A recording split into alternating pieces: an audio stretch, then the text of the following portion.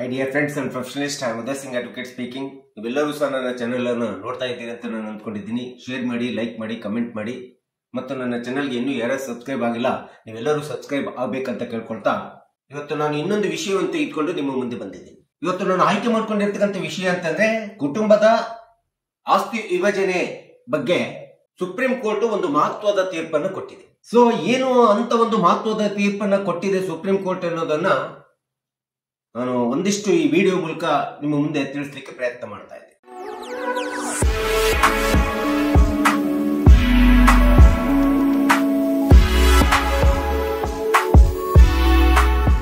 ಇವತ್ತಿನ ದಿನಗಳಲ್ಲಿ ಆಸ್ತಿ ಹಂಚಿಕೆ, ಆಸ್ತಿ ವಿಭಜನೆ ಎಂಬತಕ್ಕಂಥದ್ದು ಒಂದು ಅತಿ ಪ್ರಮುಖವಾದಂತಹ ಸವಾಲಾಗಿ ಪರಿಣಮಿಸ್ತಾ ಇದೆ. ಇದು ನಿಮಗೆ ಎಲ್ಲರಿಗೂ ಸಹ ಗೊತ್ತಿರುವಂತ ಅಂಶ. ಎಷ್ಟೋ ಕುಟುಂಬಗಳಲ್ಲಿ ಆಸ್ತಿ ಹಂಚಿಕೆ, ಆಸ್ತಿ ವಿಭಜನೆ ಕಾನೂನು ಪ್ರಕಾರ ಆಗಿರ್ತದೆ. ಕಾನೂನು ಪ್ರಕಾರ ಆಸ್ತಿಯನ್ನು ಹಂಚಿಕೆ ಮಾಡ್ಕೊಂಡು ವಿಭಜನೆ ಮಾಡ್ಕೊಂಡ್ಬಿಟ್ಟು ಅನುಭವಿಸ್ತಾ ಇರ್ತಾರೆ. ಮತ್ತೆ ಪುನಃ ತಾಯಿ ಹೆಸರಿನ ಮೇಲೆ ಆಸ್ತಿ ನನಗೆ ಬರಬೇಕು, ನನ್ನ ತಾಯಿ ಆಸ್ತಿ ಬರ್ಬೇಕಂತೇಳಿ ಮಗಳು ಇರ್ಬೋದು, ಮಗ ಇರ್ಬೋದು, ಅಥವಾ ಸಹೋದರರು ಸಹ ತಮ್ಮ ಆಸ್ತಿ ಬೇಕಂತೇಳಿ ಪುನಃ ಪ್ರಕರಣವನ್ನ ನ್ಯಾಯಾಲಯಗಳಲ್ಲಿ, ವ್ಯಾಜ್ಯಗಳನ್ನ ನ್ಯಾಯಾಲಯಗಳಲ್ಲಿ ದಾಖಲಿಸ್ತಾ ಇರ್ತಕ್ಕಂಥದ್ದು ನಮ್ಗೆಲ್ಲರಿಗೂ ಗೊತ್ತಿರುವಂತ ಅಂಶ. ಹೀಗಾಗಿ ಕುಟುಂಬದ ಇಂಥ ಒಂದು ಪುನಃ ಪ್ರಕರಣಗಳು, ವ್ಯಾಜ್ಯಗಳು ನ್ಯಾಯಾಲಯದಲ್ಲಿ ದಾಖಲಾಗ್ತಾ ಇರ್ತಕ್ಕಂಥದ್ದನ್ನು ನೋಡ್ಬಿಟ್ಟು ಈ ಆಸ್ತಿ ವಿಭಜನೆ ಬಗ್ಗೆ ಸರ್ವೋಚ್ಚ ನ್ಯಾಯಾಲಯ ತನ್ನದೇ ಆದಂತ ಒಂದು ಮಹತ್ತರವಾದಂತ ತೀರ್ಪನ್ನ ರೀಸೆಂಟ್ ಆಗಿ ಕೊಟ್ಟಿದೆ. ಅಂತ ಒಂದು ತೀರ್ಪು ಏನು ಎಂಬತಕ್ಕಂಥದ್ದನ್ನ ನಾವು ವಿಡಿಯೋ ಮೂಲಕ ತಿಳಿಸ್ಲಿಕ್ಕೆ ಪ್ರಯತ್ನ ಮಾಡ್ತಾ ಇದ್ದೀವಿ. ಯಾವುದೇ ಒಂದು ಒಟ್ಟು ಕುಟುಂಬದ ಆಸ್ತಿ ಇರ್ಬೋದು, ಇನ್ಯಾವುದೇ ಆಸ್ತಿ ಇರ್ಬೋದು, ಕುಟುಂಬದ ಹಿರಿಯರು ಅಥವಾ ನಮ್ಮ ಪೂರ್ವಜರು, ಅಜ್ಜಂದಿರು ಅಥವಾ ತಂದೆ ತಾಯಿಗಳು ಆಸ್ತಿಯನ್ನು ಹಂಚಿಕೆ ಮಾಡಿ, ವಿಭಜನೆ ಮಾಡಿ, ಅದು ಪಿತ್ರಾರ್ಜಿತ ಆಸ್ತಿ ಇರ್ಬೋದು, ಸೆಲ್ಫ್ ಅಕ್ವೈರ್ಡ್ ಪ್ರಾಪರ್ಟಿ ಇರ್ಬೋದು, ಹಂಚಿಕೆ ಅಥವಾ ವಿಭಜನೆ ಮಾಡಿ ಹೋಗಿರುತ್ತಾರೆ. ಸೊ ಅಂತ ಒಂದು ಹಂಚಿಕೆ ಅಥವಾ ವಿಭಜನೆ ಮೌಖಿಕವಾಗಿರ್ಬೋದು ಅಥವಾ ಲಿಖಿತವಾದಂತ ದಾಖಲೆಗಳ ಮೂಲಕ ಆಗಿರ್ಬೋದು. ಸೊ ಈ ರೀತಿಯಾದಂತಹ ವಿಭಜನೆ ಆಸ್ತಿ ಒಂದು ವೇಳೆ ರಿಜಿಸ್ಟ್ರೇಷನ್ ಆಕ್ಟ್ 1908 ಸೆಕ್ಷನ್ 17 ಪ್ರಕಾರ ನೋಂದಣಿ ಆಗಿಲ್ಲ ಎಂದು ಕಂಡು ಬಂದಾಗ ಅಥವಾ ನೋಂದಣಿ ಆಗದೇ ಇದ್ದರೂ ಸಹ ಆಸ್ತಿ ವಿಭಜನೆಯ ಹಂಚಿಕೆ ಎಂಬತಕ್ಕಂಥದ್ದು ಅಥವಾ ಒಪ್ಪಂದ ಎಂಬತಕ್ಕಂಥದ್ದು, ಈ ರೀತಿಯ ಆಸ್ತಿ ಹಂಚಿಕೆ ಆಗಿದೆ ಎಂಬತಕ್ಕಂಥದ್ದು ಕಾನೂನು ಪ್ರಕಾರ ಸಾಬೀತುಪಡಿಸಲಾಗ್ತದೆ. ಇಂಥ ಒಂದು ಒಪ್ಪಂದ ಕಾನೂನು ಪ್ರಕಾರ ಸಂಪೂರ್ಣವಾಗಿ ಮಾನ್ಯವಾಗಿರ್ತದೆ ಎಂಬತಕ್ಕಂಥದ್ದನ್ನ ಸುಪ್ರೀಂ ಕೋರ್ಟ್ ಇಲ್ಲಿ ಹೇಳಿದೆ. ಯಾಕಂದ್ರೆ ಯಾವುದೇ ಒಂದು ಆಸ್ತಿ ಹಂಚಿಕೆ ಆದಂತ ಸಂದರ್ಭದಲ್ಲಿ ಅದು ನೋಂದಣಿ ಆಗಿಲ್ಲ ಎಂಬತಕ್ಕಂಥ ಕಾರಣವನ್ನು ಕೊಟ್ಟು ಮಾನ್ಯ ನ್ಯಾಯಾಲಯಗಳು ಮತ್ತೆ ಕುಟುಂಬದ ಶೀರ್ಷಿಕೆಯನ್ನು ಸ್ಥಾಪಿಸಲು ಸಾಧ್ಯವಿಲ್ಲ ಎಂಬತಕ್ಕಂಥ ಅಂಶವನ್ನ ಸುಪ್ರೀಂ ಕೋರ್ಟ್ ತನ್ನ ವಿವರಣೆಯಲ್ಲಿ ಹೇಳಿರ್ತಕ್ಕಂಥದ್ದು ನಾವು ನೋಡ್ತಾ ಇದ್ದೀವಿ. ಹೀಗಾಗಿ ಕೆಳಗಿರ್ತಕ್ಕಂಥ ನ್ಯಾಯಾಲಯಗಳು ಕಾನೂನು ಕಾಯ್ದೆಯನ್ನ ತಪ್ಪಾಗಿ ಅರ್ಥ ಮಾಡ್ಕೊಳ್ಬಾರ್ದು. ಒಂದು ವೇಳೆ ಈ ಹಿಂದೆ ಹಿರಿಯರು, ನಮ್ಮ ಪೂರ್ವಜರು ಕೌಟುಂಬಿಕ ಆಸ್ತಿಯನ್ನ ವಿಭಜನೆ ಮಾಡಿದ್ದಾಗ ಅದನ್ನು ನೋಂದಣಿ ಆಗದೇ ಇದ್ದರೂ ಸಹ ಅಂತ ಒಂದು ವಿಭಜಿತವಾದಂತ ಆಸ್ತಿ ಕಾನೂನು ಪ್ರಕಾರ ಮಾನ್ಯವಾಗಿದೆ ಎಂಬತಕ್ಕಂಥದ್ದನ್ನ, ಕಾನೂನು ಪ್ರಕಾರ ಮಾನ್ಯ ಮಾಡಲಾಗ್ತದೆ ಎಂಬತಕ್ಕಂಥದ್ದನ್ನ ಸರ್ವೋಚ್ಚ ನ್ಯಾಯಾಲಯದ ನ್ಯಾಯಾಂಗೀಯ ಪೀಠ ಇಂಥ ಒಂದು ನೋಂದಣಿ ಆಗದೇ ಇದ್ದಂತ, ಈಗಾಗಲೇ ವಿಭಜನೆ ಆಗಿರ್ತಕ್ಕಂಥ, ಹಂಚಿಕೆ ಆಗಿರ್ತಕ್ಕಂಥ ಒಂದು ಒಪ್ಪಂದ ಕಾನೂನಿನ ಪ್ರಕಾರ ಮಾನ್ಯ ಆಗ್ತದೆ ಎಂಬತಕ್ಕಂಥದ್ದನ್ನ ಈ ಒಂದು ಸುಪ್ರೀಂ ಕೋರ್ಟ್ ತನ್ನ ಜಡ್ಜ್ಮೆಂಟ್ ನಲ್ಲಿ ಹೇಳಿರ್ತಕ್ಕಂಥದ್ದು ನಾವು ನೋಡ್ತಾ ಇದ್ದೀವಿ. ಇಂಥ ಒಂದು ಆಸ್ತಿಯನ್ನ ಕೆಳ ಹಂತದಲ್ಲಿರ್ತಕ್ಕಂಥ ನ್ಯಾಯಾಲಯಗಳು ಕಾನೂನನ್ನು ತಪ್ಪಾಗಿ ತಿಳಿದುಕೊಂಡ್ಬಿಟ್ಟು ಅಥವಾ ಕಾನೂನನ್ನು ತಪ್ಪು ಅರ್ಥೈಸಿಕೊಂಡು ಈ ರೀತಿಯಾದಂತ ಆಸ್ತಿ ವಿಭಜನೆಯ ಒಪ್ಪಂದಗಳನ್ನ ಮಾನ್ಯ ಮಾಡದೇ ಇರತಕ್ಕಂಥದ್ದು ತಪ್ಪು, ಸರಿಯಲ್ಲ ಅಂತೇಳಿ ಸರ್ವೋಚ್ಚ ನ್ಯಾಯಾಲಯ ತನ್ನ ಹೇಳಿಕೆಯಲ್ಲಿ ಹೇಳ್ತಾ ಇದೆ. ಸೊ ಈ ರೀತಿಯಾದಂತ ಒಂದು ಪ್ರಕರಣ ಕರ್ನಾಟಕ ಹೈಕೋರ್ಟ್ ವಿಶೇಷವಾಗಿ ಕೆಳ ಹಂತದ ನ್ಯಾಯಾಲಯಗಳಾಗಿರ್ತಕ್ಕಂಥ, ವಿಚಾರಣಾ ನ್ಯಾಯಾಲಯಗಳಾಗಿರ್ತಕ್ಕಂಥ ಟ್ರಯಲ್ ಕೋರ್ಟಿನ ಜಡ್ಜ್ಮೆಂಟ್ ಮತ್ತು ಡಿಗ್ರಿಗಳನ್ನ ರದ್ದುಗೊಳಿಸಿರ್ತಕ್ಕಂಥದ್ದು ಇಲ್ಲಿ ಸರ್ವೋಚ್ಚ ನ್ಯಾಯಾಲಯ ಕೋರ್ಟ್ ಮಾಡಿದೆ ಎಂಬತಕ್ಕಂಥದ್ದು ನಾವು ಕಾಣಬಹುದು.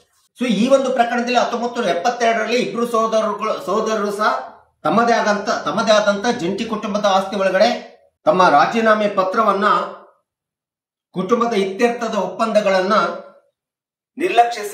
ನಿರ್ಲಕ್ಷಿಸಿರ್ತಕ್ಕಂಥದ್ದನ್ನ ನಾವು ನೋಡ್ತಾ ಇದ್ದೀವಿ.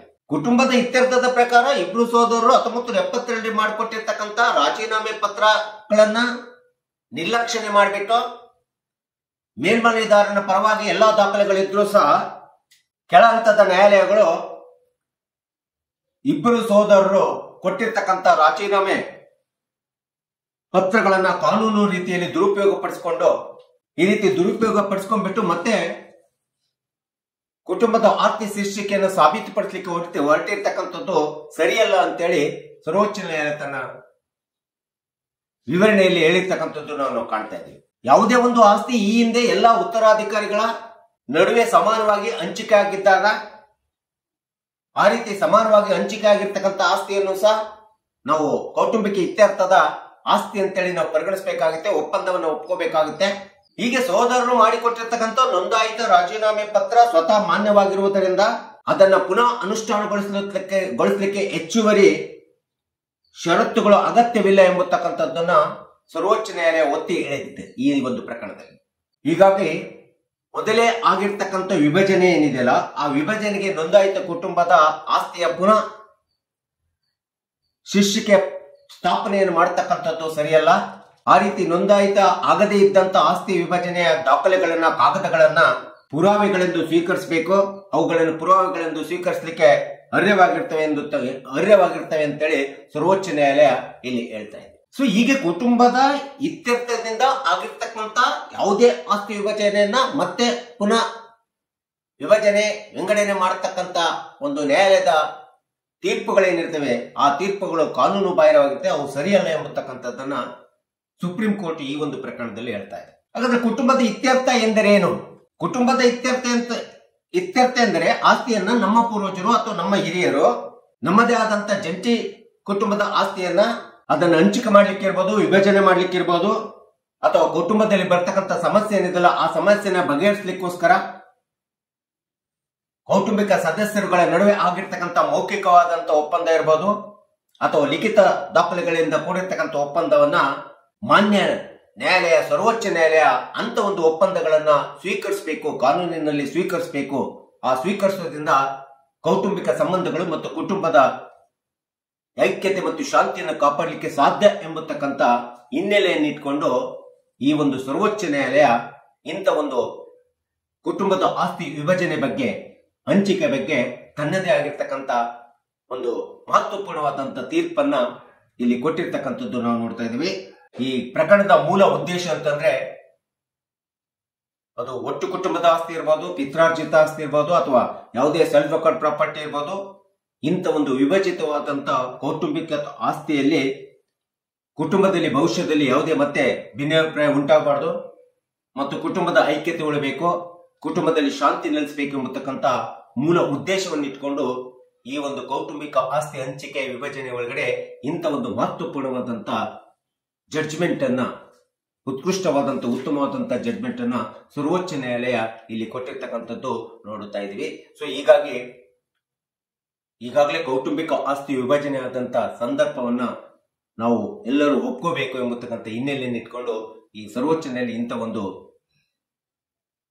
ತೀರ್ಪನ್ನ ಕೊಟ್ಟಿದೆ ಎಂಬತಕ್ಕಂಥದ್ದು ಕಕ್ಷಿದಾರರು, ಸಮಾಜದಲ್ಲಿರ್ತಕ್ಕಂಥ ಎಲ್ಲರೂ ಸಹ ತಿಳ್ಕೋಬೇಕು ಎಂಬತಕ್ಕಂಥ ಹಿನ್ನೆಲೆಯನ್ನು ಇಟ್ಕೊಂಡು ನಾನು ಈ ವಿಡಿಯೋನ ನಿಮ್ಮ ಮುಂದೆ ಹೇಳಿದ್ದೀನಿ. ದಯವಿಟ್ಟು ನನ್ನ ವಿಡಿಯೋ ಇಷ್ಟ ಆಗಿದ್ರೆ ಶೇರ್ ಮಾಡಿ, ಲೈಕ್ ಮಾಡಿ, ಕಮೆಂಟ್ ಮಾಡಿ ಮತ್ತು ನನ್ನ ಚಾನೆಲ್ಗೆ ಇನ್ನೂ ಯಾರ್ಯಾರು ಸಬ್ಸ್ಕ್ರೈಬ್ ಆಗಿಲ್ಲ ನೀವೆಲ್ಲರೂ ಸಬ್ಸ್ಕ್ರೈಬ್ ಆಗ್ಬೇಕಂತ ಕೇಳ್ಕೊಳ್ತಾ ಇವತ್ತಿನ ವಿಷಯಕ್ಕೆ ವಿರಾಮ ಹೇಳ್ತೀನಿ. ಇನ್ನೊಂದು ವಿಷಯ ಅಂತ ಇಟ್ಕೊಂಡು ನಿಮ್ಮ ಮುಂದೆ ಬರ್ತೀನಿ. ಜೈ ಹಿಂದ್, ಜೈ ಕರ್ನಾಟಕ.